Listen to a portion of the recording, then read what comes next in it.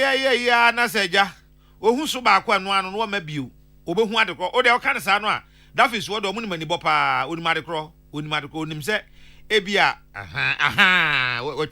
wetwa eno rent it say high school graduate and university graduate awutifia wo pa adwuma ye na de ye ntran ka say adwuma ni o Ghana adwuma wa ha sa wo pa brenko ade adwuma wa ha friend number we 0552 618521 0552 618521 and 0597 285059 0597285059 na yemo adwuma KK Paper Roofing hey kofo de ena me na me descending ena hwan ne de pretty ho wonya cry say hey why hey wo ka cry it me jime ho say yen ya but adia KK Paper ya organ ha say no me so obi oye business I will say obetimi aya adia KK Paper ya bi on pega ne nsa ya be kwa kwa sef for dex ne aya advert a che no 1 month say sabri ya wo mu yi sabri ya wo mu yewu no obi aka kire wo say enchansi e de bodan so bi a wo ba KK Paper ho aba beto no wo te wo hanche mu edu every so ama bi ameka ne sa wo nte ase fa ne say wo kwa akoto enchansi ya wo de bodan so atintin ni bi na bi a akwakosi be 30,000 and at 2 million ahasa empem miensa na yeti free so ama 3,000 Ghana cedis na 3,000 is gaketwa so KK Paper waya de nyame nhiraw ye fro se menhia na edi fatase ye fro se menhia za dwumaku ya da roma e na ye de ensem no ebremu anwumre ye na amote enka anwumre eye me nana ya okese e na ahofadua achenkwa na menumbremu wodi ahenkan kwame yeboa afeika sebo no nchiremu na yede eto asui ene na sana hene bo mode ye ne brebre ekopie mo Ghana mrahye ede nkuntabuo fa Ghana sikasemo afie yabu mu se pein ekoto mpanifo anim na wo chechem no se an atia bisani agro no samokai emra Ghana PSA ane oti abanwa kese so His Excellency the President of the Republic of Ghana na ado danko Akufo-Addo Ghana mampani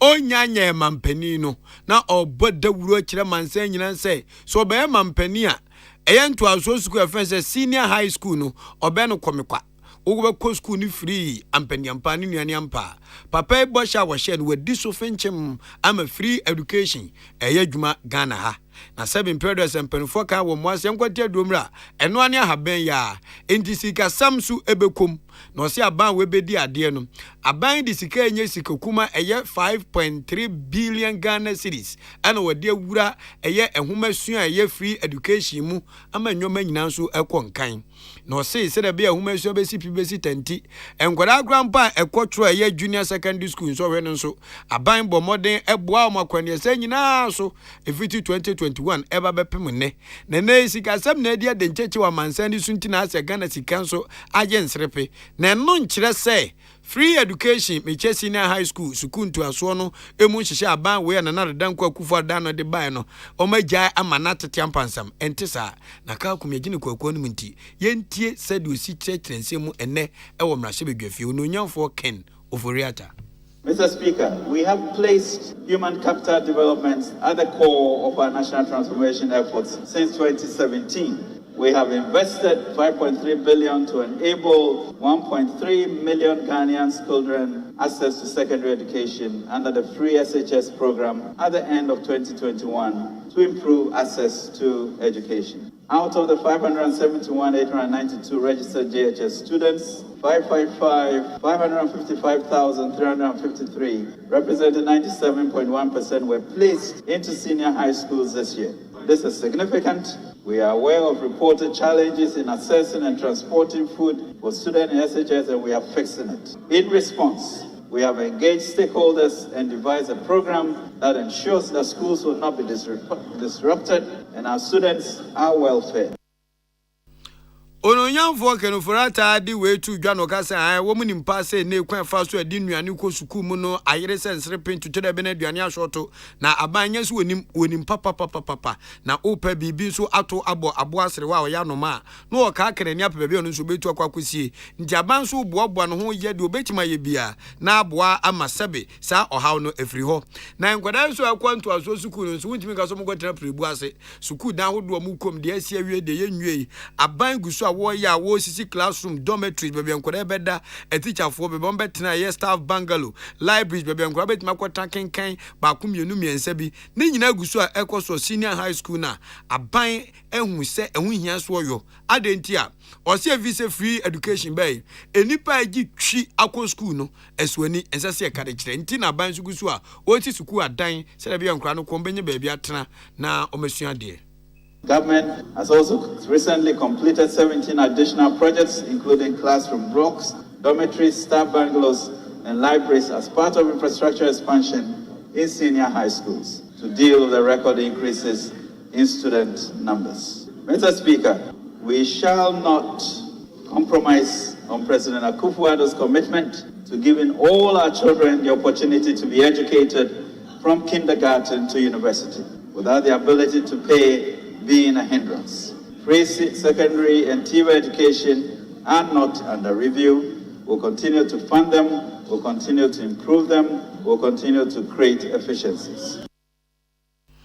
Na openi a moti ne kasa eyo no nyamfo ken oforiata ne nedro jane na so simpie ebo modern chechirese mu pa na semba kwadi tu dwakran so ne se emra covid-19 ni ba na nado danko akufo ado kase ampa 7 previous ade osu na niwa na de ade ato na ni so enyo no anu oyie enti nkwada ekwa junior secondary school no wo mo ne se be aduane ede amom se da be aduane so ehie enti ene mpinhu atuze mpinhu ehie chakra wudi ne wa hweye na adwo mu ne se he ahem na ato eduane galezo a ojolo jollof nso a fufuo ni abankwa ne bankupe ene enzo mo de bi ko skumu ho ene eduane gale ne bayira mpese na de ade ebi sun pa wose ene nso enkwada enya bi di no omobro eye opepem yensa ene akiri efiti January mu hwa ebepem sa abri eno nso ya ade bi a eboa ma caterers makomako empem eduasam bienu ahanan ene eduokono ensia 32496 caterers ene eboa momunya adwuma yenti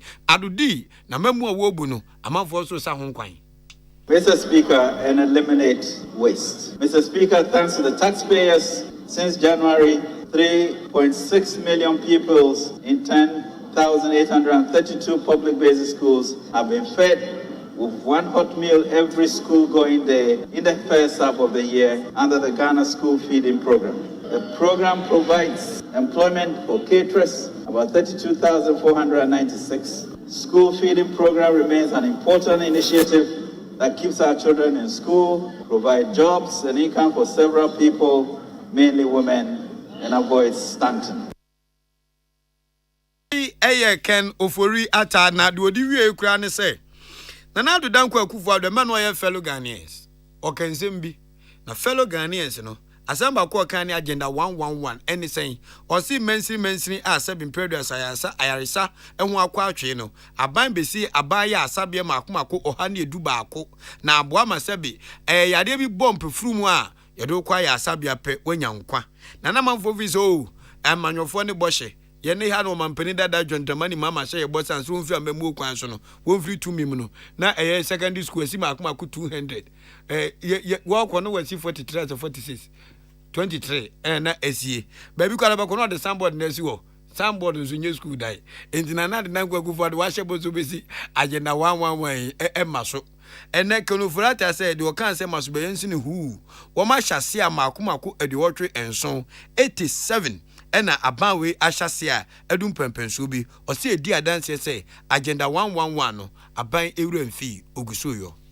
Mr. Speaker, I'm pleased to report that work has commenced in our various stages of construction in 87 out of the 111 sites earmarked to Agenda 111 project. For the majority of contractors at various sites, we are well on course to bridge the health inequality gap and strengthen the health system nationwide. Furthermore, the following health infrastructure projects are expected to be completed by end year 2022. These are construction of 1 district hospital and 5 polyclinics in Western Region, Kontombra and Suam, Elubu, Wassa, Donkwa, Bogoso, and Mpo. Expansion and equipping of 4 selected facility projects in Aburi, Kom, Tetekwashi, Chibi, and Atibi. And equipping of Upper East Bolgatanga Regional Hospital Phase 2 and completion of a military hospital, Mr. Speaker, in Kumasi. Eni amuti ye eyono nyamfo Ken Oforiata. Na oka chem na se bedwane se Sa review ya oba be ye o mesre sika afro bi ankonkodi. Mr. Speaker, we've seen some major shifts in our budget assumptions compared to November 2021 when we presented the budget. These changes have led to reduced revenues, increased interest payments, and changes in interest rates and exchange rates. However, we are committed to staying within the appropriation for 2022. In spite of the underperforming revenues and strong external headwinds, we are not seeking additional funds in this mid-year review. We are determined to efficiently use the windfall from the upstream petroleum sector to make up for our revenue shortfalls and aggressively improve our revenue even as we rationalize expenditures. And all dan chen I was say, one bank ebu nkonta ye say se na ewesi aye den no. Nanka ewiase nyina si kasem se na wo hwe animu se ebenyini wa afempinu ene aduonu mienu imu no enkosa. The World Bank also projects that global growth from now to 2024 will slow down by 2.7 percentage points. According to the UN this year, about 250 million people will fall into extreme poverty. It further suggests that a record 345 million acutely hungry people are on the brink of starvation, representing a 24% increase from 276 million at the beginning of 2022. Afei, wase oman no babia yesi kasem ejina. So obu nkonta na okarikari nani a afimpinu ene aduonu mienu yemu no. Se na aban ekarikari nani senke ebenyina duru no, yentimi nu sa san se sika no esese eba eme yeduru ho sa no emasa. The other expenditures measures are the moratorium on foreign travel except pre-approved critical and or statutory travels, 50% cut in fuel coupon allocations for all political appointees and heads of government institutions, including SOEs, effective 1st April 2022, the moratorium on foreign travels except approved, pre-approved critical on statutory travels, and 50% cut in fuel allocations for all political, including SOEs, etc. Total expenditure, including payments for the clearance of arrears, has been revised downwards to 135.7 billion, 22.9% of GDP, from the original budget projection of 137.5 billion, 27.4% of GDP. Interest payments have been revised upwards from 37.4 billion, 7.5% of GDP, to 41.362 billion, 7% of revised GDP, mainly on account of inflationary pressures and exchange rate depreciating, resulting in higher costs of finance. Afei, eba omei bambo ensusu a onmenyamfo Ken ofori atachire se aban ne de niema gu akwa mu pa no bi na nansen ya dan hihye bia de se uhu bibi aka bibi see something say something ni nyina ya hihye a aban eye e de abona de hye ho ban. The safety of Ghanaians in the face of complex security threats is a major concern to government. Considering what is happening in the West Africa region, it is important that we prioritize national security, and we have. As a result, the Ghana Armed Forces is implementing an enhanced surveillance program for the country's airspace and international borders through collaboration with other domestic security agencies. We are also aggressively pursuing the Forward Operating Bases program to improve response time and prevent cross-border crimes as well as terrorist infiltration. The Ghana Police Service has recruited and trained 5,000 additional officers to put more police in our streets and communities. The service has also launched the See Something, Say Something campaign, intensified anti-armed robbery operations, and intelligence-led swoops throughout the country. Ken ofori ata. Ena de mpanufo se jabo foreign de nam ho apaso Ken ofori ata kura ne da so ejina mra se be dwafi a obu o man no nkonta sika sem ne de ekoso o de ni kire akwan o se o mpa se ene sika ni ye aise hunmunwi ne ho akwa atwe pa se aban benya bi ne so aban so mpa aba na nando danko akufo ado adinsi akantama ka se year of rose no wo beyo into oguso a wo yon din into ase sign no hydro corporation limited adwumakuo no apam bi a ne ewo oni aban tem no wo mguso mo ye papa se de be a akwantempa wodo aban de ne saka de oguso wo ye de wonyanyi ani de wo be yina nso bibia beto na kwam toten yentie ononyamfo Ken oforiata. In spite of the revenue mobilizing challenges, the President is determined to fix the roads. For 442 kilometers of roads and 2 interchanges have gained significant progress, including Tamale Interchange project completed and commissioned, PTC Runabout Interchange project at 35% completion, upgrading of selected feeder roads in Ashanti and Western regions completed with a lot more to follow, and Sunyani Inner City Road works at 63% completion. Other key road and bridge projects are also progressing steadily, including the La Beach Road projects Lots 1 and 2, which includes a 3-tier interchange at Nungwa, is 34% and 50% complete respectively as of June 2022. The phase 2 of the Obechabi Lamte Circle interchange and the flyover on the Accra Tema motorway from the Flower Port Sprinters Road are 57% and 30% complete respectively as of June 2022.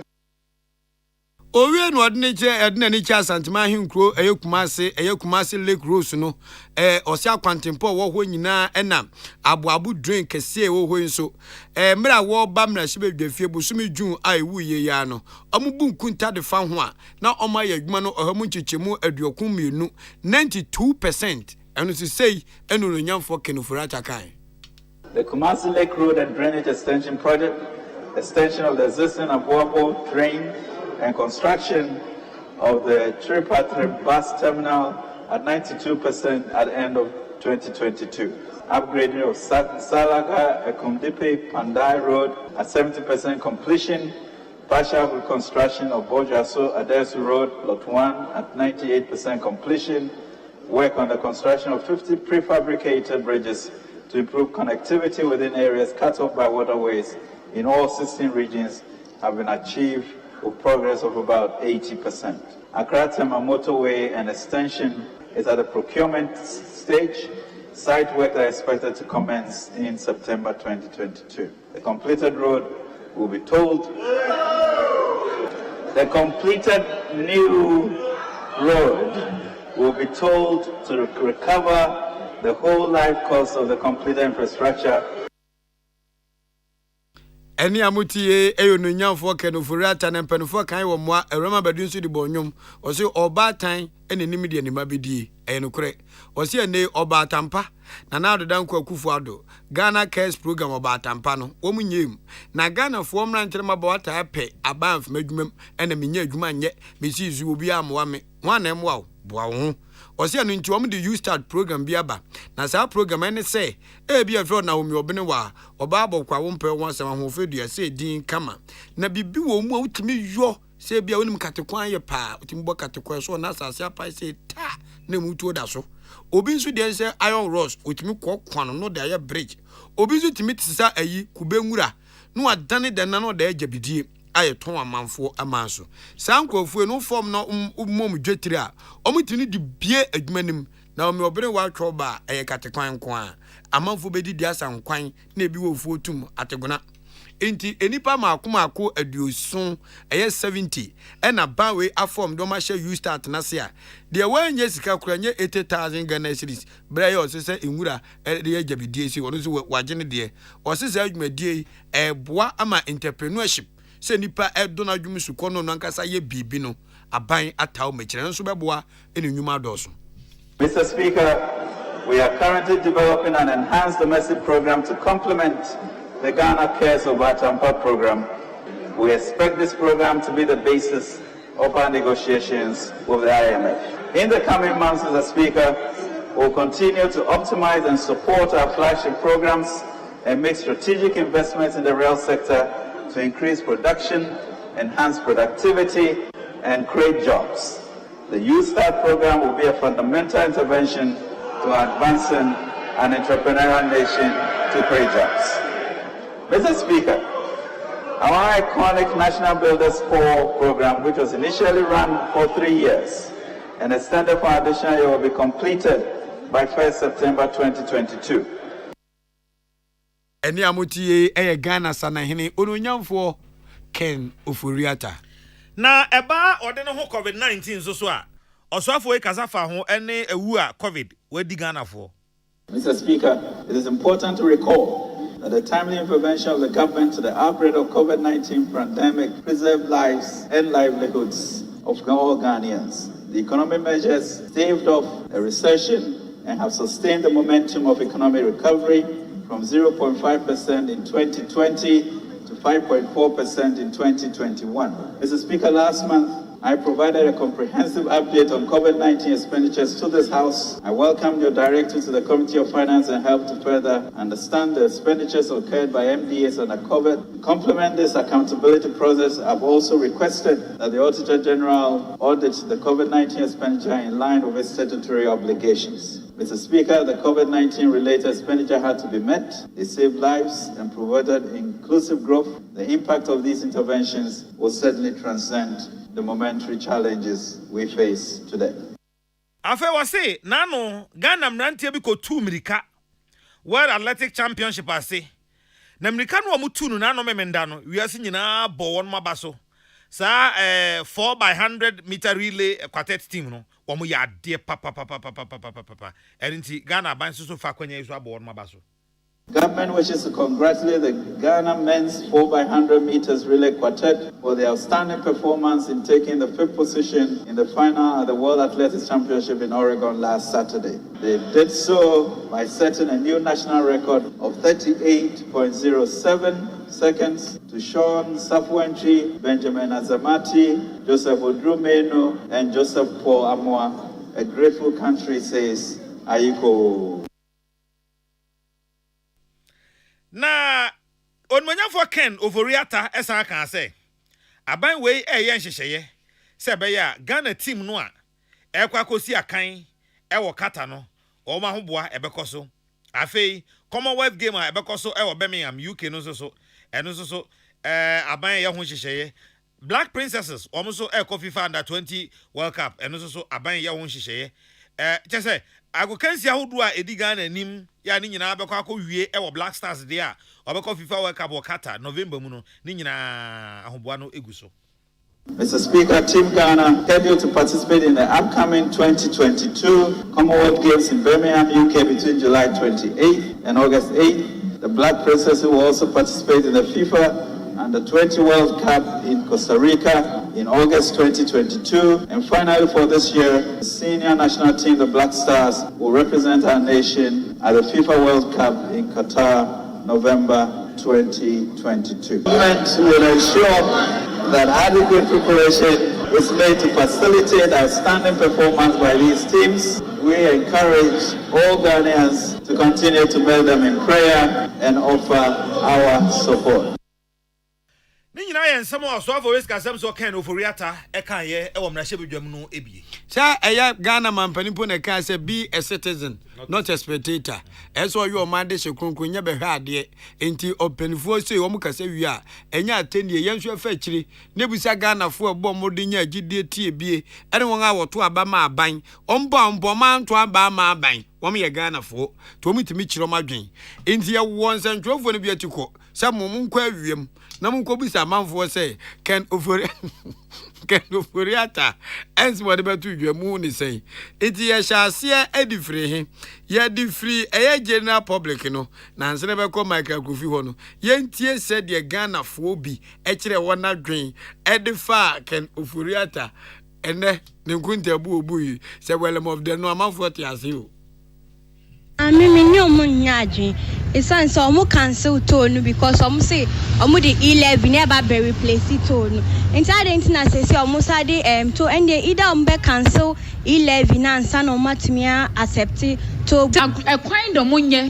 na tobuto ma yenye because tobuto mo yekoba sika na kwan fa aban ko still say koboroska ye huska no enti to ekwan do monye ba tobuto ni de emo mo jiji sika ni biem ni minimum ni adu ekwan from be ye na ekwan from wo ye no na first question to no e wo hodada incident na mo san ko di sika wo from san be ye fufro no mo ko ye no no kura nyame anim ne mo amu mfa sika ensan konko ye bibi fufro dada na e wo ho na amu siesie na so mo be san jito na no mu yusu no amfa jito no mo mu nko seska nyama bebre wo hanu ma wo so mo ye de ombe ya e be bo mo an ama ye nyina ko edim ana ye nyina ye hwe so mo se bi ombe si to but fufo na so akose akowesi man de e so de me no munya dwi ese ne say yes agro be so ade fia na pa omo ba last year for 4 years then omo ti be ye ma o man omo ti be anya hwe ande mbo o man Into any last minute, you know, Baba trying to previous, your friend say yes, make us say 4 years. Bibia Damu, come on, I was say, Omundim War, my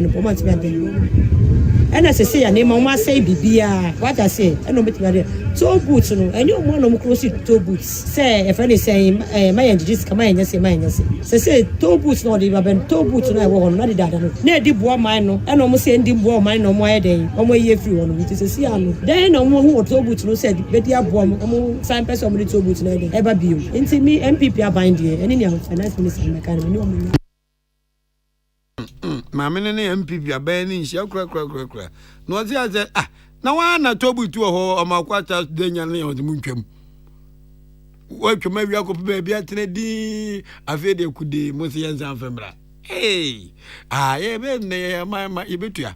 Now, I know Anna, Yakaja, my Kakofise, one and I'm quite Kofodia.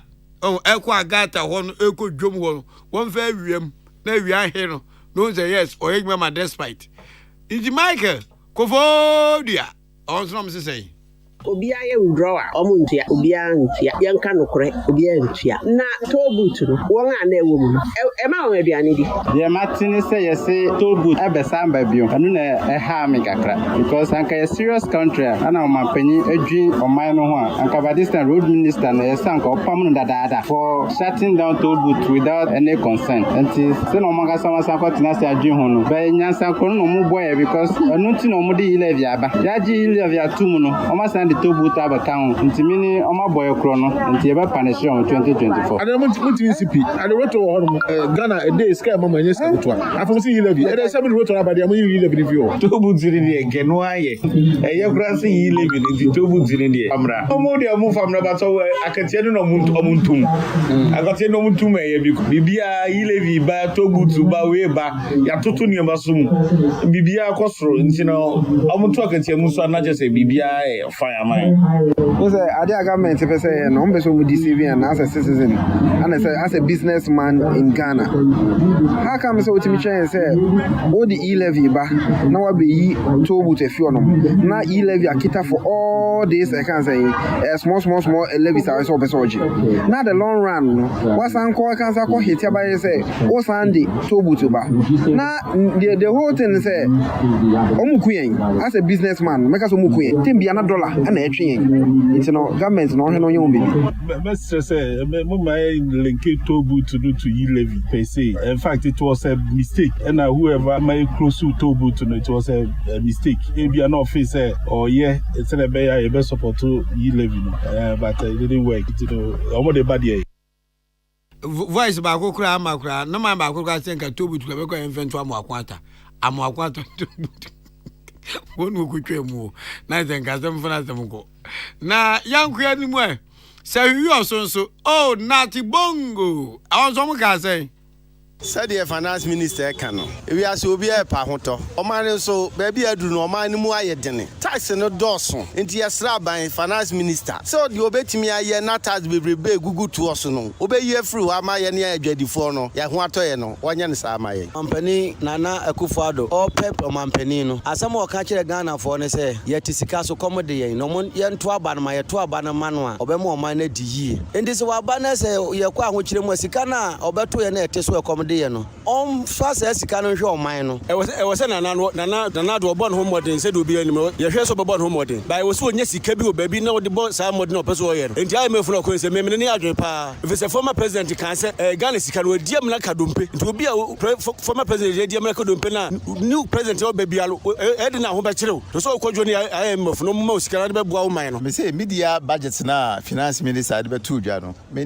giri se ne kwan so ano no in fact not until say COVID-19 no the economy was moving well but COVID-19 ebe no ana ma bibia esule but notwithstanding no I think say they are putting things in place with time no we will catch up and Ghana for omuma ye nya abutre na ye nhwe the finance minister and president no we know say things will be okay say Ghana for so on kai so ma ko kai so man penida da mama ga say tikano ya ria manaka dompe ti dompe no ana Akufo-Addo hwe dompe ni wadade to a na hwiri wadade to a no Dumpe IMF dumpe. Mo fen koma IMF o mo man so saw IMF monye na ngwazi dumpe.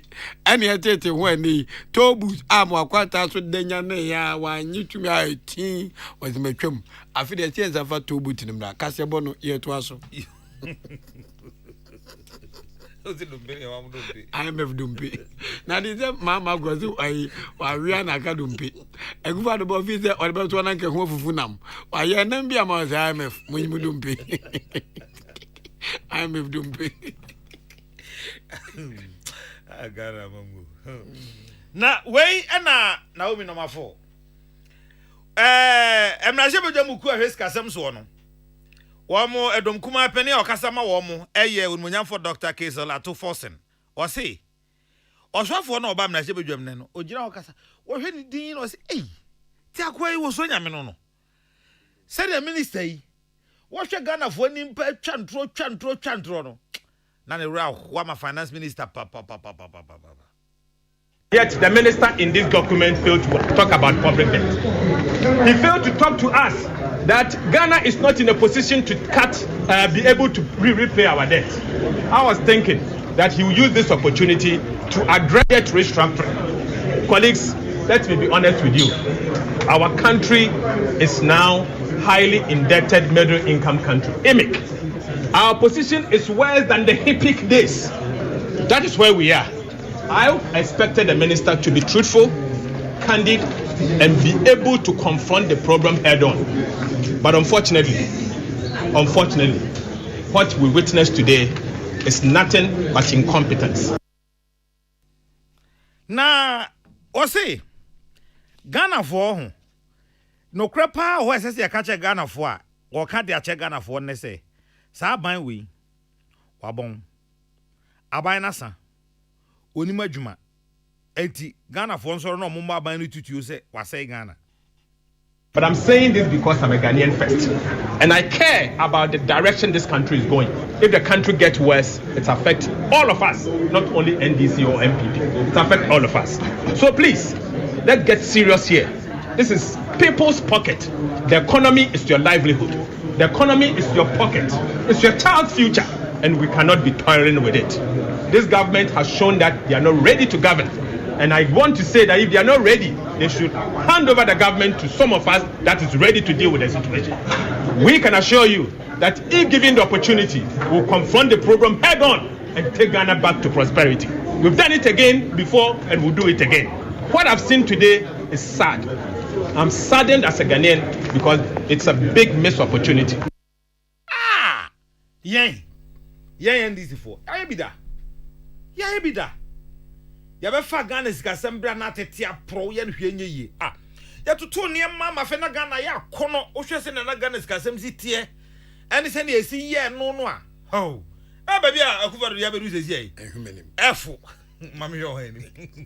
Efu kra. We. Ye NDC for ya bida. Monsan family hwe. Ya be ye ne simple. Ade ya bida. Eti ya be ye ne simple kra. Ede amamo.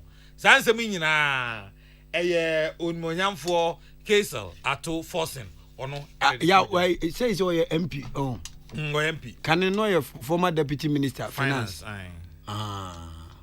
to win miskasimo onim de okampa why de where we are na meme de nesi there be untimi sisa ohabra okay anye me we was menkan Russia Ukraine talk so any COVID ama ye ho anto ye kura sanse Ghana so se be ye ka man wo wiase ho ne ye ka man wo wiase na sa man mienu de asie ni twetwere na man so se be enya man bia kakase wo muto mo mobra bia wo mo te mo nsa me bi su wiase nyina so mdwumadi o mudi no enya nsunsuan so wiase ama ahodo so a ene be kan COVID yade no so yade bia ebi nsi wiase da ebinsi amamuo bia obia no a wobedi president ane penso ye tu wiase pomu twetwere bam se o mampani dada JJ Rollins se Professor Mess ana se J Kufuo tentengram ahofedua John Dramani Mahama esrem se ejata se mpanifo nyina amamuo penso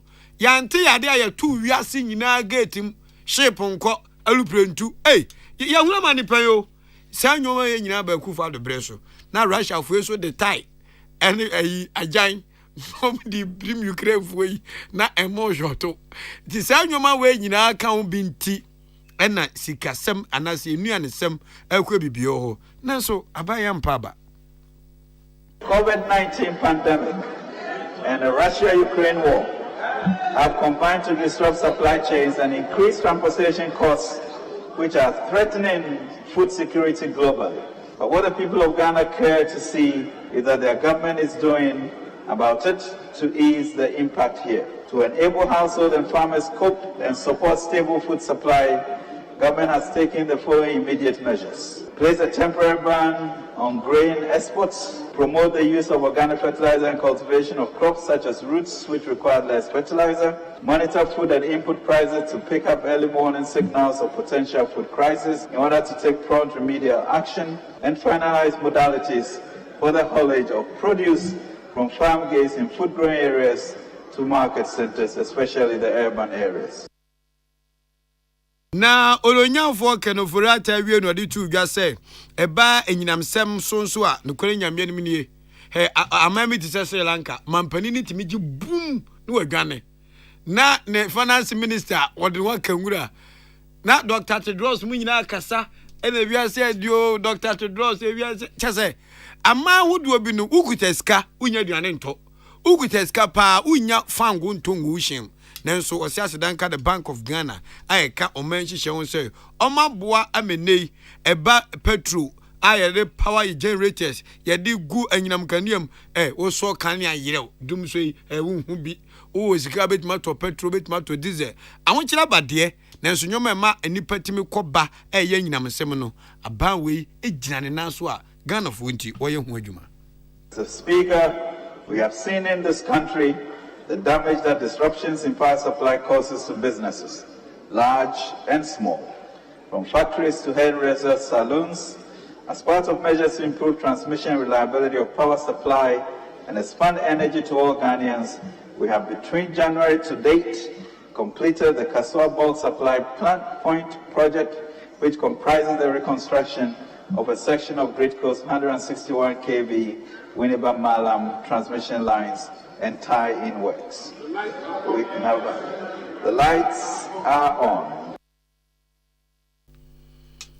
Na owie no eno osade we su peso say Twin City Energy aka na fe na Amandi no AKSA Energy wo mu nyina ye enwaku awodo bi amoboa ma yetiminya anyinam na mobeka ya emeno mampani dada Dwandramani Mahama ne endi samanyuku ho no omukofa pay or take edibai anyinam nkania no say aborofo no generate power ne man a uyusuo wanyusuo ubetua ekatwitwiri die be yire Ghana kom akufa do befa so ai na anya kaketwa tene nyina kan bi eno men yedompe no yede koma IMF fo no enti eno so sei eno kafa ho.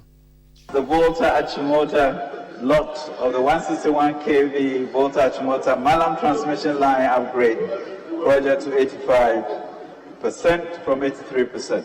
Connected 58 communities to the national grid as at end June 2022 and commissioned the solar irrigation project at the Whole Technical University in March 2022 to promote renewable energy systems. We have kept our promise and successfully renegotiated power purchase agreements with 6 independent power producers, namely Car Powers and Power, Early Power, Twin City Energy, formerly Amandi, AXA Energy, and Senate.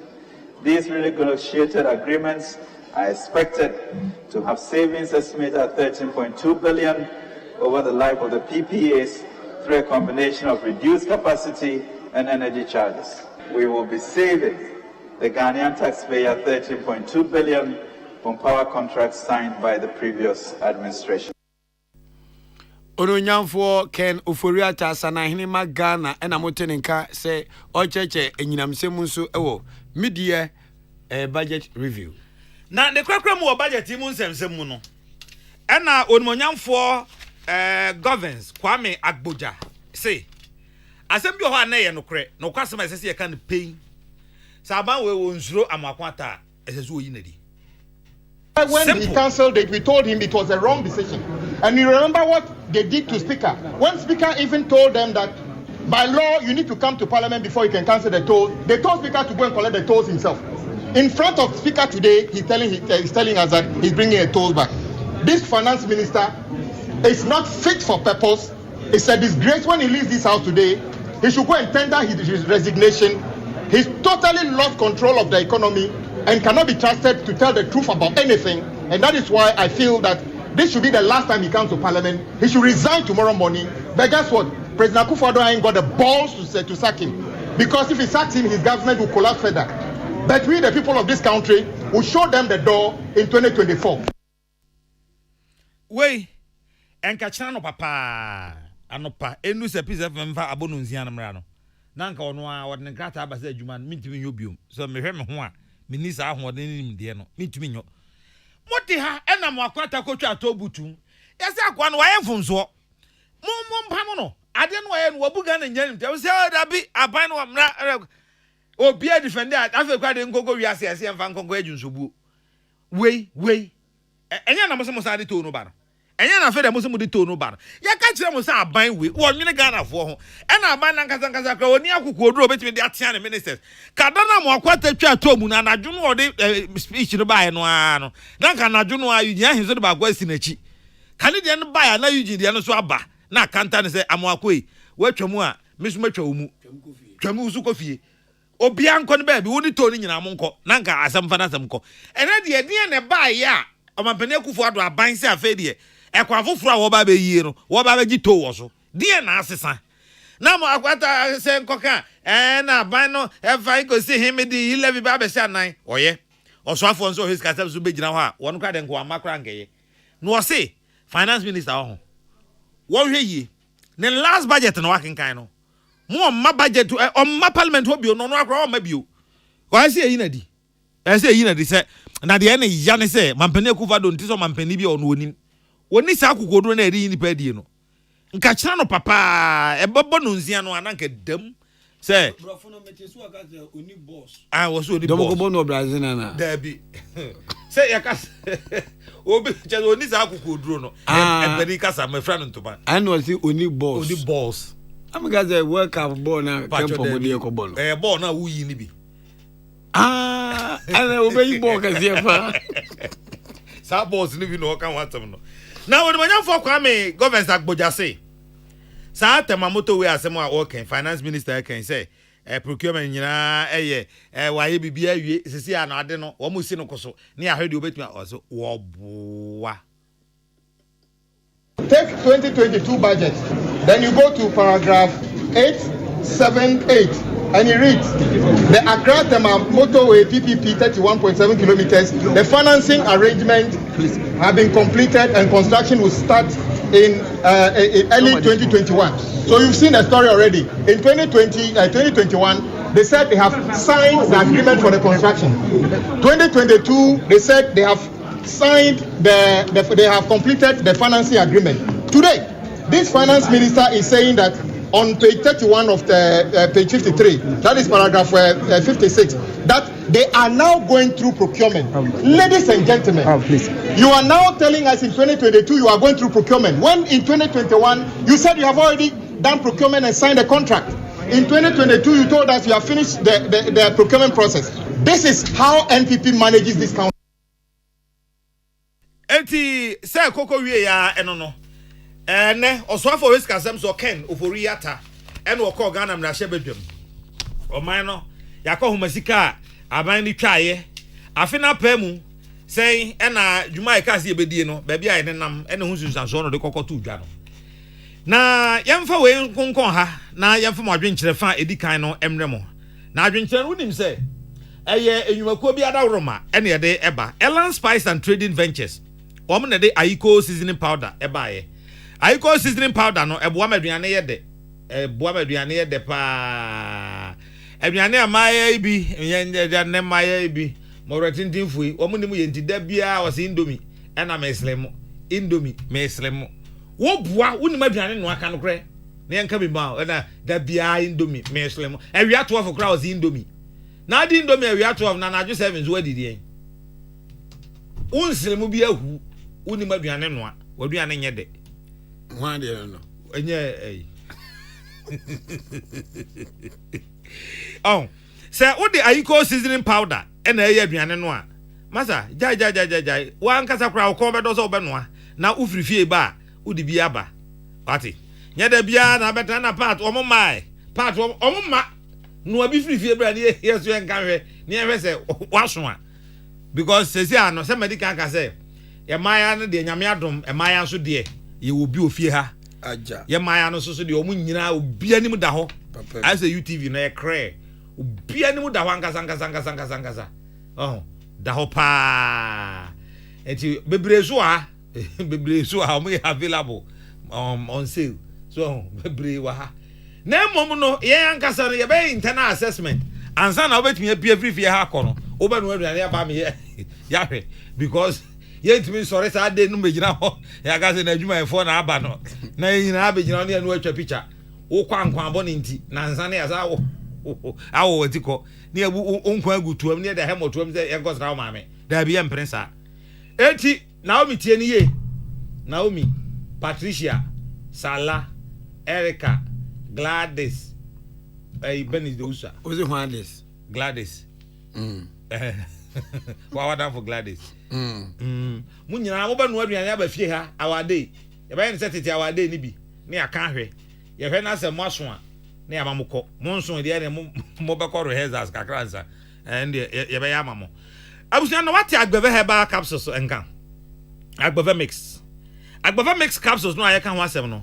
Se na se de ka enu apa be du bansen hwe. Nyame nko na gi no o. Agbava mix capsules no say eno ya fasiduro we am odin say de kra no a na nso ben pious wo ma adwuma antisika nto gese gobe me dey have me sana na gari gunubuto to bi san wa seguso ma me gari no de wo boa wa lodu ne bottom gari gunubuto enti pious be du bansen o de da bia wo hia pious a hwe ne bottom no hwe ada say ne bottom ni fa ana say back pocket no hwe wo hwe. Tell no man guy named Garrison. Garrison. Oh, enti oba adwuma kakra bi wo de opa mumisa ma na oni sum ni nyina. E bo be 3-4 na bi say pious we omso okọ anim ho. Pious uli we omso okọ anim ho. Dia na mo nko mo kọ anim ho. Agbave make capsules ajo omo e di omo asema mo omo. Kojim frama. Omo kojim frama because frama ni bi ho a ye yi ni frama mu. Sa na tie. Na your ba kwa ye friend no Ruta Natural Products. Your Ruta mixture and your Ruta Titanic and your Ruta Life. Mama ko Ruta mixture no. Obi a wafe na nse hu nye uyi. Wonu mu nhada anya oda untimi ni di yi. Menya no so mente apo. Uhia Ruta mixture. Obi a typhoid fever aye wo uhia Ruta Titanic. And obi so apesa osotie. Osusu uhia Ruta Life. Kojak Charcoal toothpaste. No Kojak. Kojak Charcoal toothpaste. Eno ne aposi asesi ade Ghana dwa so. Obi a etobi. Sanyumakui ada Roma. Wadwenche ne fan edikan eni. Ampem adoye danso watchroba Facebook a oso wachim da obowa o wachim aboabo infina ni mu wa event Sam First na betu Facebook dia oso de fi neba oso de fi achim da odan enso same obia nim se wo wachim aboabo ono ya oso ofri odan ene ya me ni wuhia wa aboabo oso ofri odan but baby ono wo no o wachim aboabo infina na dwen ye ne se odan aboabo oyiwa atiase oyiwa say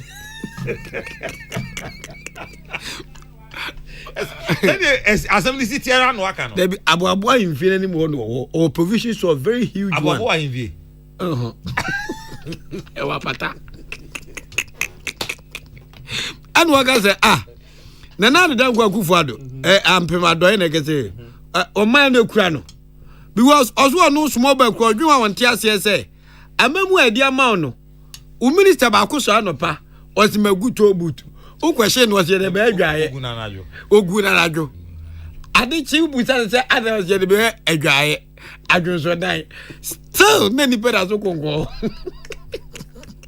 it was on anyone gini papa say nanado otia say nye yie nti adoya wo de na media okunu teacher kujo etepanyina susu anu waka say na wenso asem ma kwan ti kwan tobuta ye de ba enizo we ya de foforo ma 20 Burkina fo entua tobuti emre ti ye de ba ma tetua na ho me mo space ya to down and I'm money top no hwe ma kwan toll booth is coming hooray any teacher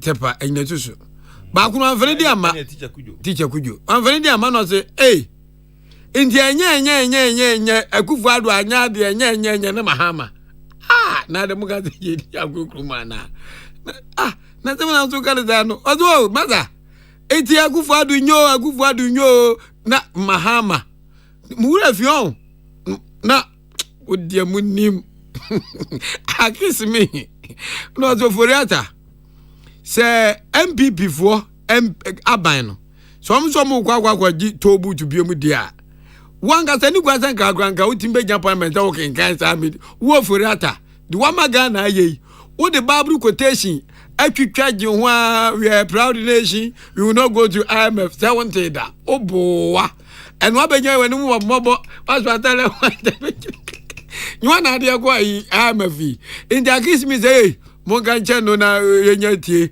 ade ai family bra Kofi ozo de angan hwe Ghana de ya won asiro me sima mo kinkan mi tie mo na mi ntimi nsre masri parliament asra agbojaza agbovi say 2024 no mo ma ba mu da MPP di ahwo say Paul mama so di bo say team na wa agboja wo to aba wo fa na aba bre ne ya twan we obi di oda say Ghana ye hu ani kan say OPK go so o say ai brofu di minority fuete na mo de brofu brage mo yi brofu totim ana mo de to we he egozi hu ye de o man mamu Professor Mercy time bebi Mahama time de mu di ja ye dum so it is nay ewiase wan chira Ghana so wan chira na ena you see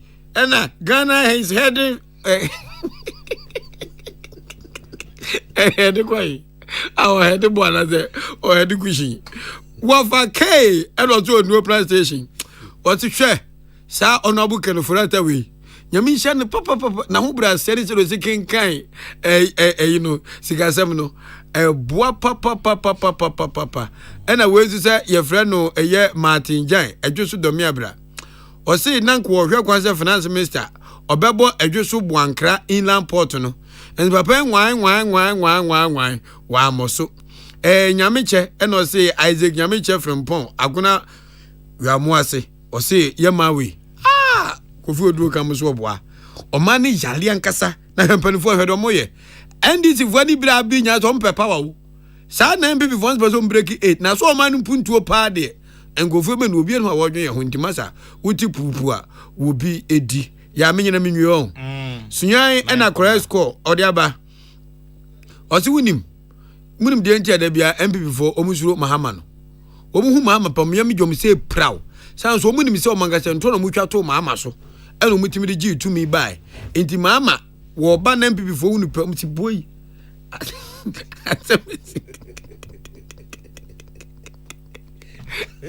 enti Emesia ebekobra aga for ya homeso na ya dia boafo nkrato e baba sesia peace of manwumre no nsia kase eboni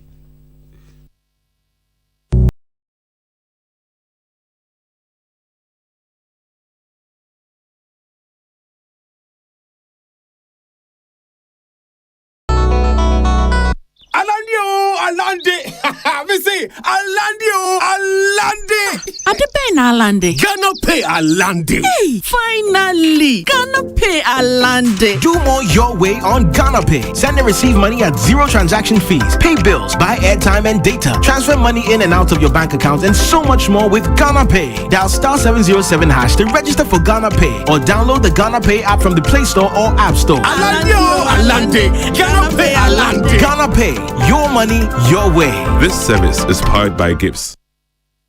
Tune it in, turn it up, Peace FM, and rip off the knob. Omade she yamamo akwaba ena enwumre kase ebo no so yade esie na kenkanfo amote yenka enwumre eyeme na ya okese ena krokase bo de she ahonfadua achenkwana na minum bremu wodi ahenkan kwa me yebo a meni kuro kitua mu de hye ene hye animre yo na obi a wuti ukrom na wa send text message na nipa nitimi ka se ba bi a me send text message ye free abai e hanom no eye odan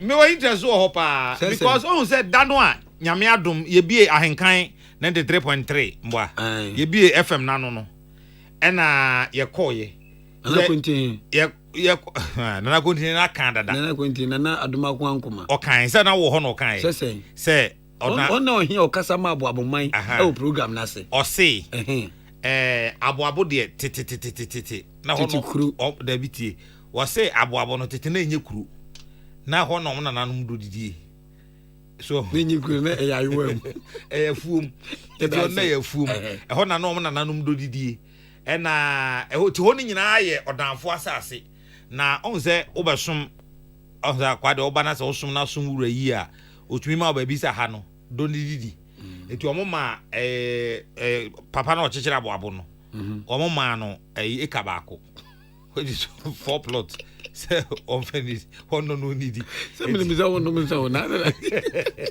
na kwa me na no me call achimsu eduro yeah na share sofo baako monzi no Japan okay share no sofo na mfie aduanan wow nti me call hokokoboa no na me ba na me hu ba bia first mu fie na ji ona gara na store nchen ho no babia na sama mengen wo no brubi no is that my filling station come on za bobi no mesremo on fa komani bre gudi udi a obehu ye ni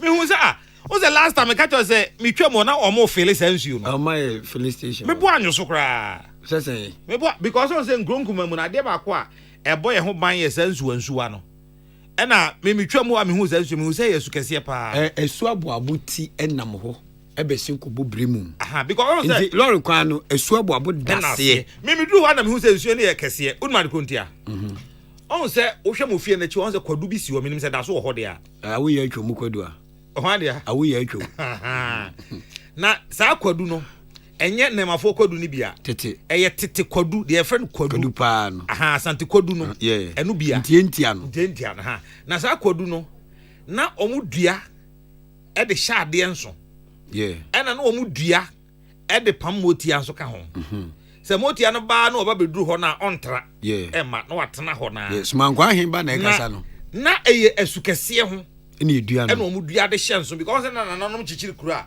omo chichire de pimasuo so je ho na aboabo afia nam je aboabo no oto ho no oye oba nche fe na aboabo afia o de afia okay because so hwe nsuo no de bobre ma so nsuo no e ko say ne free kon mu ba na yetia but e kwa ase ho na mutre en na mo nsuo no yo ba en oda ho enti no o chichi kro ne de to nsuo no saa enti saa bre no oho ena odan na nanom de ma wonum hwesu ni say one no ho no ni ana wo tena yi me se me train makani ni peja mensa on no ho no ni di ho oh enti sa nsuo no wo ho no on na na ebo aboabo akura no ho ban oda so bo yen ye de egidi se oda so amamre ni amane nti aboabo afia eda so wen kru no on say o hwe kwan no right so side a se de kan wo benkum papa mu ni ho se o hwe right no ho no so sa nsuo no ana ko papa mu ni bro bi ni on say ofie kwa no so ho no sa suo na da wachi ho no ekwa kobo suku ansa na kwachi bri sa suo na da ho ne yesu kese pa ti me dro nyame anim ne kwa me ya fa gonto nche me hu so mo fele sa suo no me yam hye me memma unchirimu kakra wo of memma unchirimu na de mesro ne say nana doma kuma nkuma aboabo konti he ene nana owusu akoto awoto so nan aboabo hema Wednesday community watch no momo modam nko aboabo na munkubusa aboabo abakwase meme ka mo baji machini maduru ho na nana hema ene aboabo konti he mukosi mpanifo mienu so a on say normally nkaya na ye pekuru ohini wom Oyibroni oyibibini esi ana say you know say peace FM so ye mfa ho hihya hin enukure ho de me no ya gwe pa but ada e mare ho say sebi osuma mabe sumo Peace FM hey na the news team I segment a kan kurunkuma mu abakwasem na yentimi nkomi kurum na yenkobisa mekuo na abakwasem ni nyane say ahemfuminu na agikro no nti untimi nko we ho na untimi nko we say nya nana hema de a ohema de betimi na kasa say ni ohema de aboabo hema de ye ba akopɛ ene nokre aboabo hema ye ba akopɛ hene ne na say ebi ni ho nokre because ohin wo wa oboa da bi nti betimi ne ohema de edi nkomo amana yi bate no kra ye amamre kakra ye be ye wo ha bate nde ye betimi aye wo nti betimi ahwe na mi di ya opa say because a very good segment eboa mi tie papa we say men kan Wednesday afternoon ba mi tie sense mpese mi hu nkuruto na wo Ghana no abakwasem kakra e wo hu nti wo kokrom wo kra na wanko tia mra bi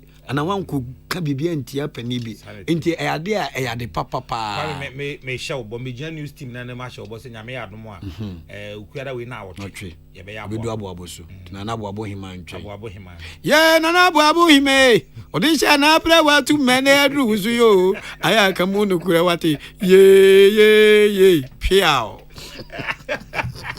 eti ba kwa me duru ha me hu se nyame anim ni omo afele sense yo no meni anye kra sanse nananom nsuma mu kra mpo no enye makru no kra because on say oba time de ye nhye na nie ya be ma de o hye na nie ya obetumi ne singa tagu ne kon ho na okọ obetumi akọ ha wo wa no aba behwe se ne ma na didi a ya enu nti na da bia ye ka obi ka se bia ye pahensem ye pini yie se kuro bia wo hene ye gini tumu a enwuma bu wo ho a entimi nsi wo kuro no mu da se obi timi twa kwan ekwan mu wasin dance wo obi ye bo dawrosi ekwa banwa opa obeba opa omma oso wo ye he wo kurum untimi nhyefa untimi modwa untimi ne kwaside sa nwoma we nyina na ekan kurunkuma no ehyefom no wo de hwese de kutukuma kakraka yitie ena sei okina sei achim so adu awukoye so adu asem eche mpantoma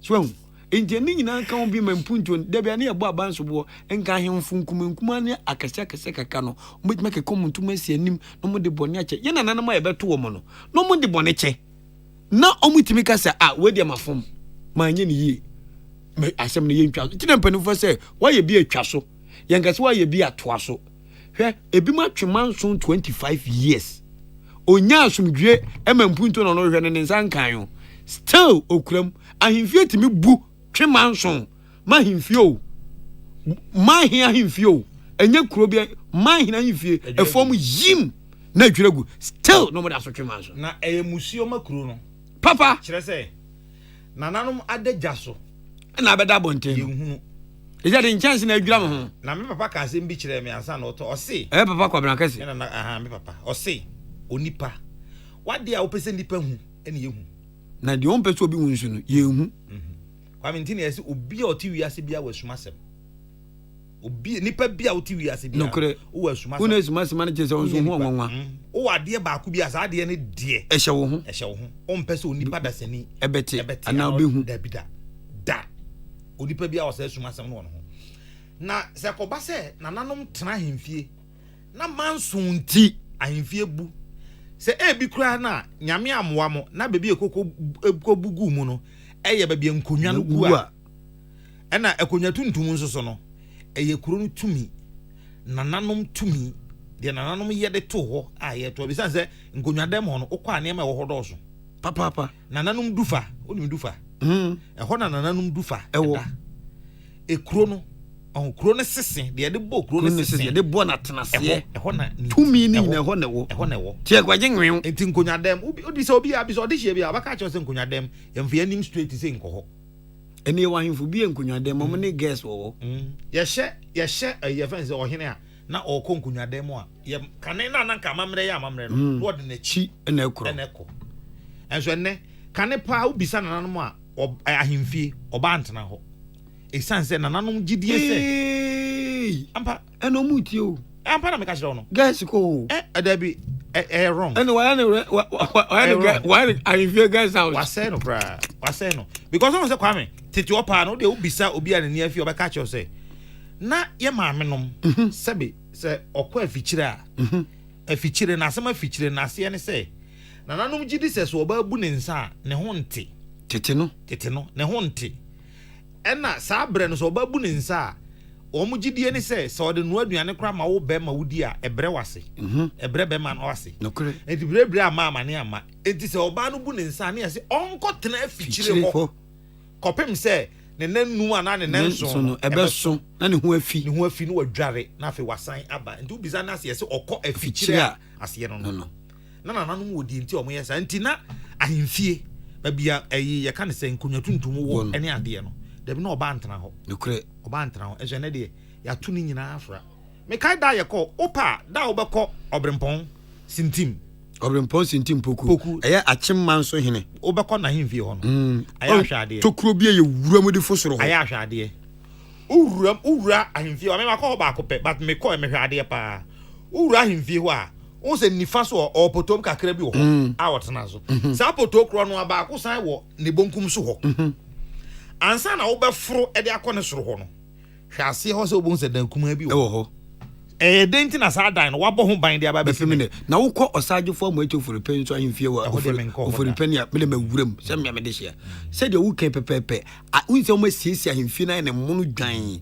nanso adankora bi wɔ hɔ a ɔma kipu ne sɛdeɛ teɛ no na nanom asoɛyɛ so no ɔma sɔ ne yɛ so no papa bi asɔneyɛ so na de wama ade abu ɛnyɛ fɛ moyɛ saa ɛnyɛ fɛ na ɛyi baako asase a kuro baako asase mu yɛ plot miɛnsa ne fa na mo akohom